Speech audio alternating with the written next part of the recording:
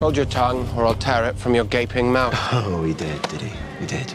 Well then, let me be exceedingly clear about something. If either of you follow me again, you'll do so without the benefit of a spine. I have a plan of my own. We find this thing and its acolytes, we slaughter the lot of them, and then we stack their bodies into a monument dedicated to those who had threatened my family. You know, I contemplated leaving bits of you artfully arranged outside your family's tomb. I remember killing you.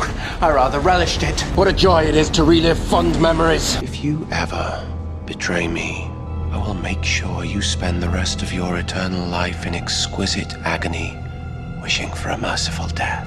Shut up, Lucian, or I'll tear your tongue from your head. Just know if she tries anything, I'll tear her new body to pieces. If you ever betray her, I will find you and I will deposit your head on the end of a spike. I'll boil her bones and feed them to the dogs if that's what it takes. You could meet me here. We could start burning passers-by at the stake. Oh, I would pity those of you who dared to cross me.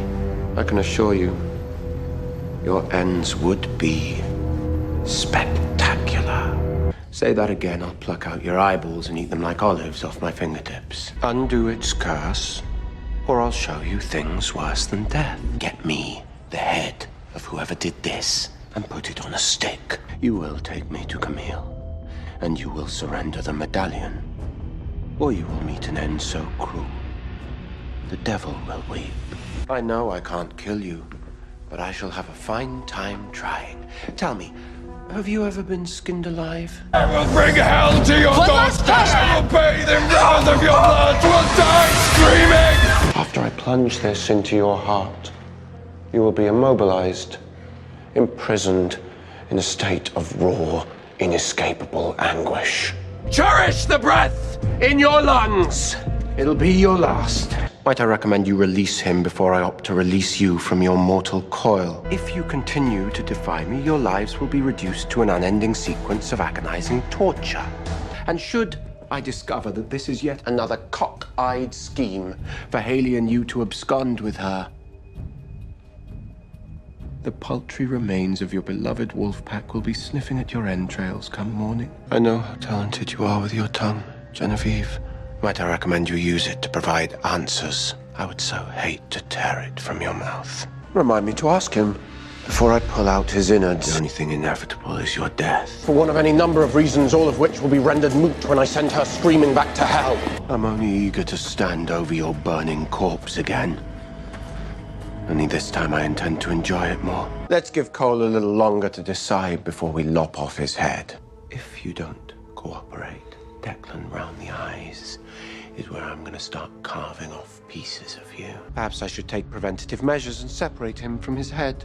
I wanted to flay her and hang her skin as a flag. Once he's locked in his body, I can end our collective woes with a brief snap of the neck. If you don't do as I say, I will hunt down anyone you love, and then blood, gore, screaming death.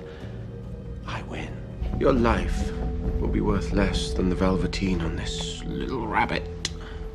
If I find my faith in you has been misplaced. You should know I have my reasons. Rebecca suggested I hear them.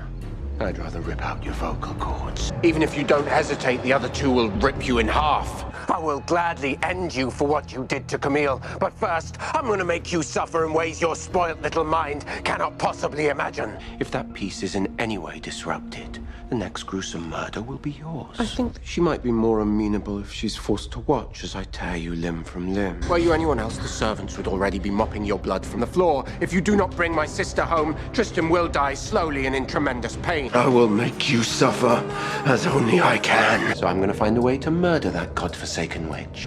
Well, perhaps I'll find your sisters and feed them what remains of your inside. Perhaps I should bring Vincent here, force him to aid you by removing his legs.